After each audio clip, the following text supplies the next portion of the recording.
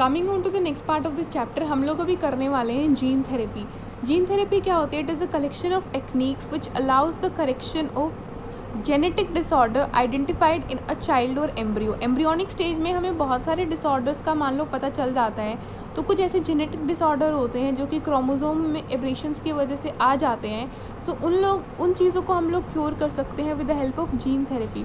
Gene therapy में हम लोग क्या करते हैं? We will deliver a normal gene to compensate the functioning of a defective gene. मान लो कोई जीन काम नहीं कर रही है, वो प्रॉपर प्रोटीन्स नहीं बना रही है, एंजाइम सिंथेसिस नहीं कर रही है, सो उस डिफेक्टिव जीन की जगह हम लोग जेनेटिक इंजीनियरिंग की हेल्प से नॉर्मल जीन लगा देंगे। सो जो फर्स्ट जीन थेरेपी जो की गई थी, it was in 1990 on a 4 years old girl child. She was suffering with ADA deficiency. ADA deficiency क्या है? Adenosine deaminase enzyme deficiency, also called as SCID, severe combined immunodeficiency syndrome. ये क्या होता है? इसमें ADA gene की deficiency हो जाती है, डिलीट हो जाता है ADA जीन, तो उसकी वजह से ADA एंजाइम की डेफिशिएंसी हो जाती है। ADA gene is a very important gene in immune system. इस डिज़ीज़ को हम लोग बबल बॉय सिंड्रोम भी बोलते हैं। वाई? बिकॉज जैसे एक बबल होता है ना, कि हवा में बबल कभी भी फूट जाता है, लाइफ बेबी की भी ऐसी ही होती है, वो कभी भी ख़त्म हो सकती है। इतना ज़्यादा ध्यान से रखना पड़ता है, मतलब literally B and T cells की इतनी ज़्यादा डेफिशिएंसी हो जाती है, इम्यूनिटी इतनी वीक हो जाती है कि एयर में जो नॉर्मल पैथोजेंस रहते हैं वो भी फेटल हो जाते हैं। तो बेबी को एकदम ग्लास के कंटेनर में रखना पड़ता है प्रॉपर। आपके रूम में आसपास जो एयर है वो भी उसके लिए ख़तरनाक है, वो उसमें भी नहीं रह सकता। सो इस बीमारी का ट्रीटमेंट क्या है? पूछा जाए तो देयर इज़ नो ट्रीटमेंट। जैसे कि या तो आप, ये सब टेम्परेरी ट्रीटमेंट्स हैं। Bone marrow transplantation in a child के अंदर बोन मैरो आप ट्रांसप्लांट करवा दीजिए। एंजाइम रिप्लेसमेंट थेरेपी, इसके अंदर क्या होता है? ADA एंजाइम के इंजेक्शन दिए जाते हैं रोज़ जिससे कि ADA एंजाइम बने तो B and T सेल्स अच्छे से काम करें।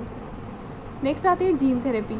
Gene therapy first step towards gene therapy is to culture the lymphocytes of the patients. मतलब पेशेंट से हमने लिम्फोसाइट बाहर निकाले, फिर with the help of retroviral vector और एडिनोवायरस हम लोग ADA cDNA क्या होता है? Chimeric DNA means recombinant DNA, उसको हम लोग ट्रांसफ़र करेंगे कल्चर्ड लिम्फोसाइट में। मतलब उसके DNA में हमने एक जीन डाल दी जो कि ADA एंजाइम भी सिंथेसाइज करेगी।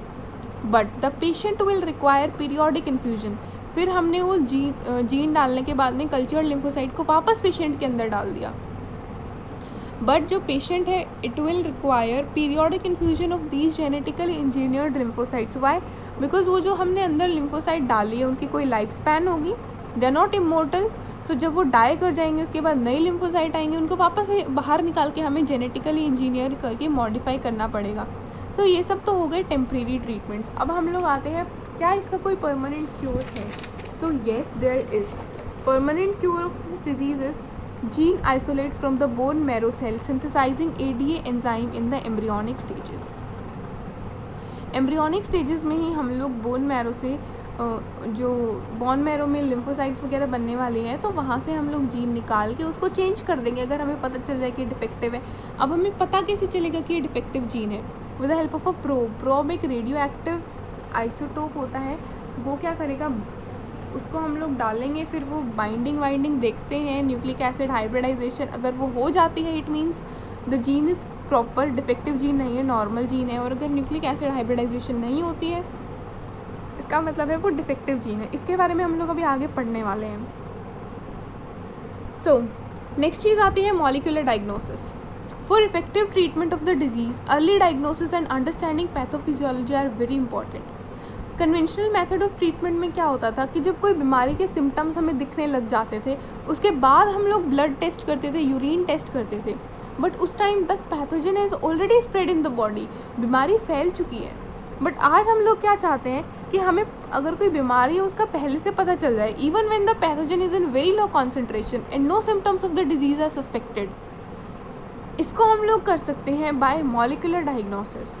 मॉलिक्यूलर डायग्नोसिस में क्या क्या आता है? PCR, ELISA, RDT। RDT is DNA recombinant technology, इसको भी देखेंगे हम लोग आगे। सबसे पहले पढ़ लेते हैं PCR। आज के टाइम में PCR is routinely being done to detect HIV in suspected AIDS patients and suspected cancer patients. Cancer patients भी म्यूटेशंस डिटेक्ट करने के लिए यूज़ होता है PCR। बिकॉज ये जेनेटिक डिसऑर्डर है, तो अगर जीन म्यूटेट हो जाती है तो कैंसरस सेल्स बन जाती है। जैसे कि एग्जांपल है, आपकी एक हॉलीवुड एक्ट्रेस है Angelina Jolie. She got her breast removed recently even when there were no symptoms of cancer, but उसने जब PCR करवाया तो उसका जीन जो है वो म्यूटेटेड मिला था, तो आज नहीं तो कल उसे कैंसर हो सकता था, इसलिए उसने पहले ही अपना ब्रेस्ट जो है वो रिमूव करवा दिया। नाउ नेक्स्ट आता है, it is also being used to detect genetic disorders in embryonic stages. Embryonic stages में जैसे कि अभी ADA का बताया था, तो प्रोब की हेल्प से हम लोग क्या कर सकते हैं, प्रोब की हेल्प से हमें पहले से ही जेनेटिक डिसऑर्डर का पता चल जाएगा एम्ब्रियोनिक स्टेज में ही, फिर हम लोग एम्ब्रियोनिक स्टेज में परमानेंट क्योर कर सकते हैं with the help of gene isolate and gene therapy. Now we amplify the genetic material of the pathogen, DNA और RNA, and we also amplify the normal gene. हम लोग क्या करेंगे, pathogen का भी DNA RNA एम्पलीफाई करेंगे और normal gene भी एम्पलीफाई करेंगे। Now we take the single stranded DNA और single stranded RNA of the pathogen and combine it with radioactive isotope। इस चीज़ को हम लोग कहते हैं प्रोब। प्रोब क्या होगा, स्क्रीनिंग के लिए यूज़ करेंगे, which is the first step in genetic engineering. Now we put the probe in the culture containing clone of cells supposed to contain pathogen or defective gene. If the nucleic acid hybridization occurs, it indicates the presence of pathogen and a normal gene because probe has no complementarity with defective gene. और hybridisation हुई है या नहीं हुई, ये चीज़ हमें कैसे पता चलेगी, इस चीज़ को हम लोग पता कर सकते हैं with the help of other techniques like auto radiography. तो अभी ये सब हुआ क्या, कि हुआ ये, हमने पैथोजन का जेनेटिक मटेरियल लिया और हम लोगों ने नॉर्मल जीन लिया, तो दोनों का हमने सिंगल स्ट्रैंडेड DNA या RNA लेके पैथोजन का हमने उससे रेडियो एक्टिव आइसोटोप बनाया जिसको हमने प्रोब बोला। फिर उस प्रोब को हम लोग, मान लो हमें कोई ब्लड सैंपल टेस्ट करना है, यूरिन सैंपल टेस्ट करना है, जो भी सैंपल टेस्ट करना है, कल्चर टेस्ट करना है जिसमें हमें लगता है कि पैथोजन होगा, हम उसको कल्चर करेंगे और उसके बाद उस प्रोब को उसके अंदर डाल देंगे। फिर प्रोब को उसके अंदर डालेंगे तो अगर वो नॉर्मल जीन हुई, मतलब पैथोजन नहीं हुआ, बीमारी नहीं हुई, तो न्यूक्लिक एसिड हाइब्रिडाइजेशन हो जाएगी, मतलब वो प्रोब जाके उसके साथ कंबाइन कर जाएगा, क्योंकि प्रोब को हम लोग बनाते हैं complementary to the normal gene, defective gene के साथ उसकी कॉम्प्लीमेंटैरिटी नहीं बनाते हम लोग। तो अगर न्यूक्लिक एसिड हाइब्रिडाइजेशन हो गई, जो हमें पता चलेगा ऑटो रेडियोग्राफी से, इसका मतलब है कि नॉर्मल जीन है, कोई म्यूटेशन नहीं हुई है, और अगर नहीं हुई it means the gene is mutated, you need to take actions. Next चीज़ इसमें आती है हमारी ELISA, enzyme linked immunosorbent acid. ELISA में क्या आता है, it involves antigen antibody interaction. By this technique हम लोग डिटेक्ट कर सकते हैं द अमाउंट ऑफ एंटीजन और antibodies even if it is present in nanograms. हम लोग इसमें यूज़ करते हैं रिपोर्टर एंजाइम, जो कि डेवलप करेगी colour with chromogenic substance. One of the enzyme is beta galactosidase, it will give blue colour with x गैल। क्रोमोजेनिक सब्सटेंस बीटा गैलेक्टोसिडेज के लिए क्या होता है, एक्स गैल होता है। नेक्स्ट है पेरोक्सिडेज, इट गिव्स पिंक और violet colour with chromogenic substrate 4H2O2 chloronaphthol. Next is alkaline phosphatase, इसका सबस्ट्रेट होता है फिनोफ्थलीन। एक और एंजाइम है ग्लूकोज ऑक्सीडेज। फिर एक इसमें क्वेश्चन आता है कैटालेज के ऊपर। कैटालेज क्या है, कैटालेज एक एंजाइम होती है जो कि ब्रेक डाउन करती है H2O2 को इंटू H2O एंड O2। सो ये एक रिपोर्टर एंजाइम नहीं है, इसको हम लोग एलिसा में यूज़ नहीं कर सकते because it will not give any colour with the substrate. ELISA में बेसिकली होता क्या है, एलिसा में हम लोग ये पेट्री डिश लेते हैं जिसको हमने पॉलीस्टायरीन से कॉट कर दिया है, फिर उसके ऊपर एंटीबॉडी चिपका के रखते हैं। मान लो जो भी हमें एंटीजन सस्पेक्ट करता है उसके लिए हम लोग एंटीबॉडी लगा के रखते हैं, फिर उसके अंदर हम लोग अपना कल्चर डालते हैं, वहाँ पे अगर एंटीजन होगा तो एंटीबॉडी से बाइंड कर जाएगा, फिर हम रिपोर्टर एंजाइम लगाएंगे जिसकी एफिनिटी होगी एंटीजन के साथ में। तो अगर एंटीजन एंटीबॉडी पे बाइंड करा होगा तो ही जाके रिपोर्टर एंजाइम उसके ऊपर बाइंड करेगी और क्रोमोजेनिक सब्सटेंस डालने के बाद वो कलर देगी। इसमें क्या होता है, antigen is sandwiched between two antibodies. Now ELISA is of two types, direct ELISA and indirect ELISA. Direct ELISA को बोलते हैं हम लोग antibody antigen antibody sandwich ELISA, मतलब दो एंटीबॉडीज़ हैं उनके बीच में एक एंटीजन सैंडविच किया हुआ है। So antibody antigen antibody sandwich ELISA. इसके अंदर क्या करते हैं हम लोग, स्टेप्स देखिए इसके। add polystyrene, polystyrene is a resin, and attach the antibody for the disease to be detected. जो भी disease हमने detect करनी है उसकी antibody हम लोग attach करेंगे इसके साथ में. Take the sample from the patient supposed to contain antigen.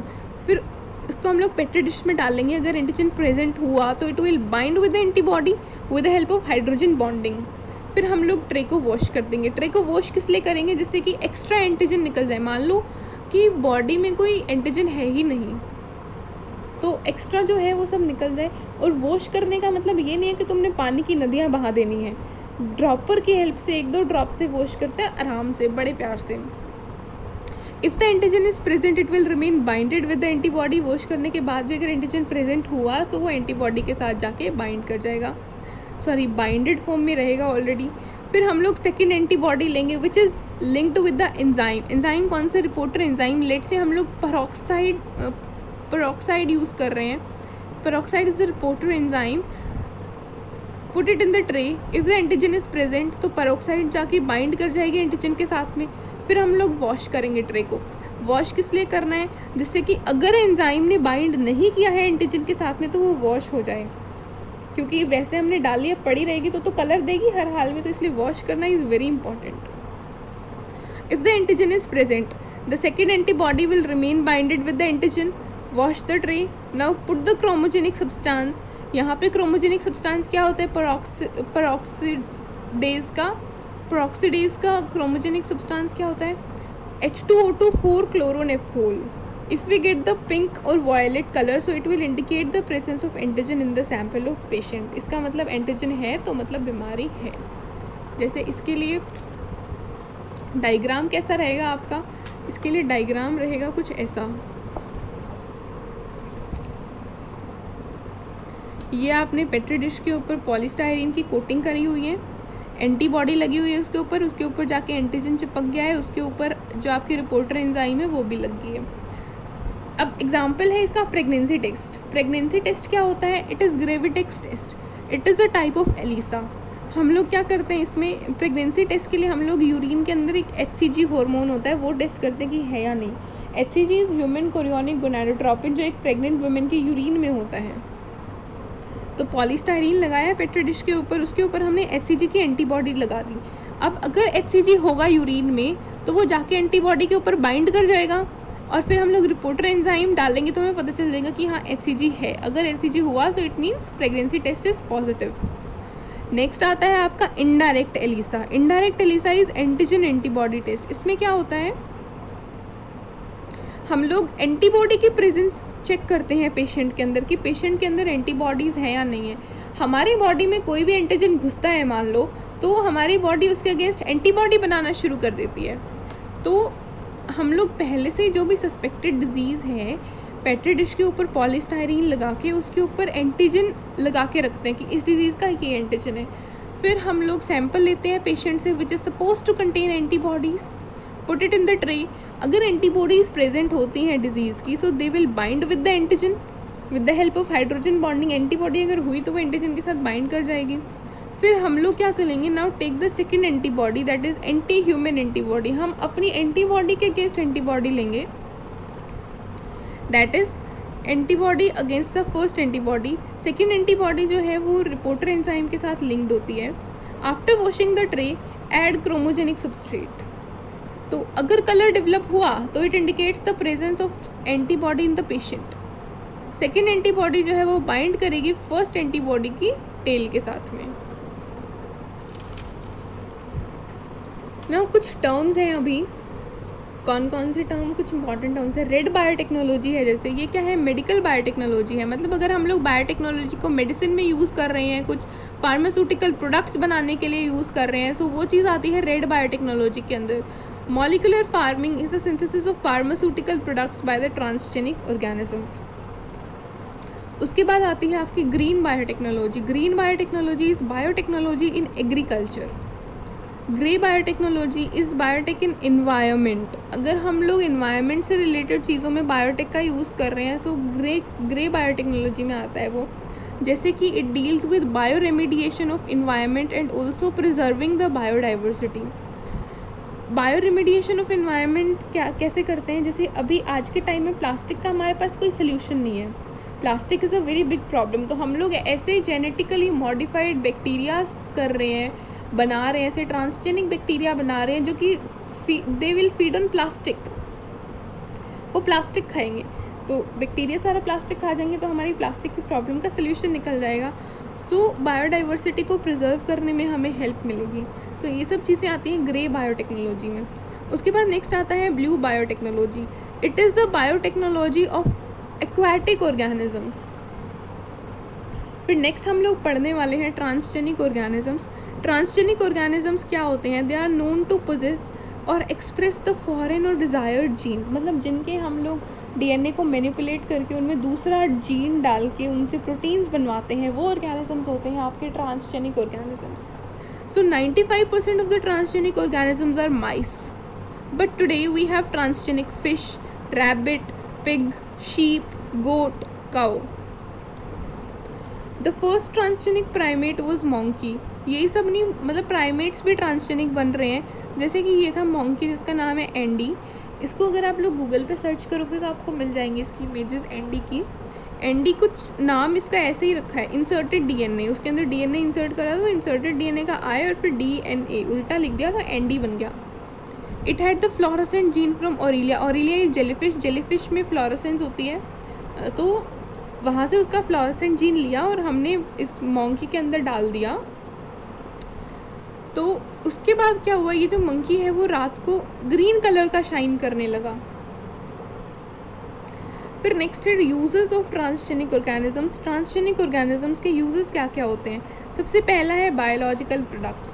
On treatment, for the treatment of some human disease medicine require होती हैं, तो वो हम लोग को कहाँ से मिलेंगी? वो हम लोग को ट्रांसजेनिक ऑर्गेनिजम्स से मिलेंगी। Why? Because they are expensive and difficult to be obtain, but हम उनको ट्रांसजेनिक ऑर्गेनिजम्स में सिंथेसाइज कर सकते हैं बड़े आराम से। ट्रांसजेनिक ऑर्गेनिजम्स, और इस सब चीज़ को हम लोग मॉलिक्यूलर फार्मेसी कहते हैं। आज के टाइम में 30 रिकॉम्बिनेंट प्रोटीन्स बने हुए हैं पूरे वर्ल्ड में, have been synthesized world all over, and 12 are even marketed in India. फिर जैसे हम लोग कैसे यूज़ करते हैं इनको मेडिसिन में, वो हम लोग देखते हैं, मतलब मेडिसिन में या फिर कुछ ह्यूमन डिजीज़ के लिए यूज़ करते हैं, या फिर उनमें कुछ ह्यूमन या बायोलॉजिकल प्रोडक्ट होता है।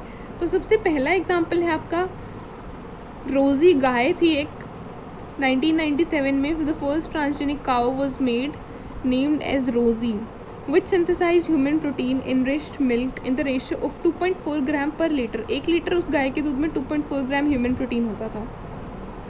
इट कंटेन ह्यूमन प्रोटीन, कौन सा ह्यूमन प्रोटीन था? Alpha लेक्टा albumin.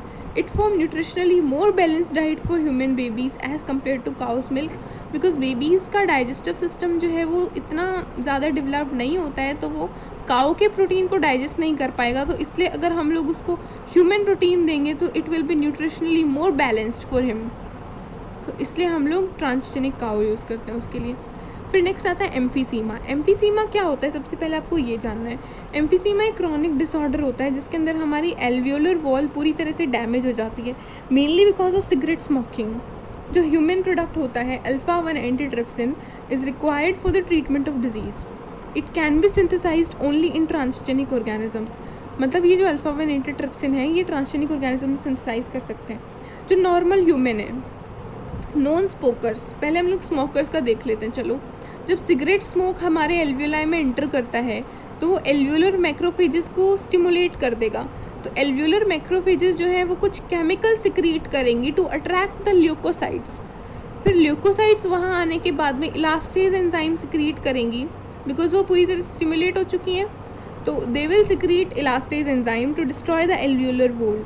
और बट जो नॉन स्मोकर्स होते हैं उनके अंदर अल्फा-1 एंटीट्रिप्सिन हमारे एक्टिव फॉर्म में प्रेजेंट होता है ब्लड के अंदर, तो ये जो है it will inhibit the action of elastase enzyme.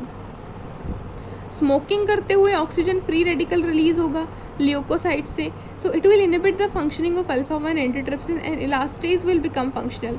और एक बार इलास्टेज फंक्शनल हो गई तो फिर आपकी एल्वियोलर वॉल्स ख़त्म हो जाएंगी and you will suffer from emphysema. Next है attempts have been made for treating PKU, phenylketonuria जो है, जिसके अंदर फिनाइल एलेनिन हाइड्रोक्सिलेज एंजाइम की कमी हो जाती है। तो हम लोग क्या कर रहे हैं, ट्रांसजेनिक ऑर्गेनिज्म में फिनाइल एलेनिन हाइड्रोक्सिलेज को सिंथेसाइज करके फिर ह्यूमन्स के अंदर डाल सकते हैं, जिससे कि PKU ट्रीट हो सके। फिर उसके बाद नेक्स्ट आता है cystic fibrosis. The clone of a sheep named as Dolly died because of cystic fibrosis. जो शीप का हमने क्लोन बनाया था, आप बचपन से पढ़ते आए हो कि शीप के क्लोन का नाम डॉली था। So it died because of cystic fibrosis. Cystic fibrosis human beings में भी हो सकता है, but it is more common in western countries. अब ये होता क्यों है? It is due to recessive gene on chromosome number 7। Normal gene अगर होता है क्रोमोसोम 7 पे, तो it codes for a protein CFTR। It codes for a protein ion channel CFTR। Cystic fibrosis trans membrane conductance regulator. So ये क्या करता है? It controls the movement of fluoride ions in the airway. Airway passage जो होता है वहाँ पे ये सोडियम आयन तो चलता रहता है, Na positive ion will keep moving out, और Na पॉजिटिव जैसे जैसे जाएगा, जहाँ जहाँ सोडियम जाता है वहाँ वहाँ वाटर अपने आप खिंचा चला जाता है, सोडियम के पीछे पीछे पानी जाएगा। सो अगर ये नहीं हुआ, मान लो ये नहीं हुआ, क्लोराइड आयन को ये नहीं चलने देगा, it will control the movement of chloride ion, जितना चाहिए सिर्फ उतना भेजेगा और वाटर ज़्यादा जाएगा। अगर ये नहीं गया तो very thick mucus will be secreted. पानी ही तो थिन करेगा म्यूकस को, अगर वो नहीं गया तो very thick mucus will be secreted which can block the airway. Airway block हो गया तो हमें रेस्पिरेटरी प्रॉब्लम्स होने लगेगी एंड अल्टीमेटली डेथ हो जाएगी। सो ट्रीटमेंट के लिए हमें ये बायोलॉजिकल प्रोडक्ट चाहिए होता है। कौन सा बायोलॉजिकल प्रोडक्ट? CFTR। नाउ इसके जो दूसरे सिम्टम्स होते हैं सिस्टिक फाइब्रोसिस के, दे आर कि पेनक्रियास आपके ख़राब हो जाते हैं, rectums comes out of the body and such. फिर और हमें ट्रांसजेनिक ऑर्गेनिजम्स क्यों चाहिए होते हैं? To study human diseases. कौन कौन से diseases like rheumatoid arthritis, cystic fibrosis, cancer, Alzheimer's disease, ये सब डिजीज़ पढ़ने के लिए हमें ट्रांसजेनिक ऑर्गेनिजम्स की ज़रूरत होती है। फिर नेक्स्ट आता है vaccine safety testing. Transgenic mice जो होते हैं, they are made to test the safety of vaccines, to test the safety of polio vaccine. जैसे पोलियो वैक्सीन जब बनाई गई थी तो उनकी सेफ्टी हमने माइस के ऊपर टेस्ट करी थी। फिर माइस के ऊपर जब वो ओके हो गई थी, पास हो गई थी, उसके बाद हमने उनको प्राइमेट्स मतलब मोंकी के ऊपर टेस्ट करा हुआ है, बिकॉज मोंकी ह्यूमन से ज़्यादा क्लोज रिलेटेड होते हैं। मोंकी के ऊपर भी जब वो पास होगी, उसके बाद एक ह्यूमन की स्मॉल पॉपुलेशन के ऊपर उसको टेस्ट करते हैं, उसके इफ़ेक्ट देखते हैं क्या होता है क्या नहीं होता है। जैसे कि अभी कोरोना वैक्सीन बनाई थी, उसके बाद भी तो वॉलंटियर किया था ना कई लोगों ने कि हाँ हमारे ऊपर टेस्ट कर लो वैक्सीन को। सो इफ़ फाउंड सेफ, सो वो पूरी पॉपुलेशन को लगा दी जाती है। देन नेक्स्ट आता है केमिकल और toxicity safety testing. Transgenic animals जो है उनको हम लोग यूज़ करते हैं। How they are used for chemical and toxicity safety testing? They are made transgenic animals are made which are more sensitive to the chemicals. अब अगर वो ज़्यादा सेंसिटिव होंगे, इसका मतलब क्या है? They will give the result in shorter time. अगर कोई रिएक्शन हो जाती है तो उन केमिकल्स को हम लोग यूज़ नहीं करते। रिएक्शन हो जाती है, इसका मतलब आपने जो केमिकल यूज़ करे हैं दे आर नॉट गुड।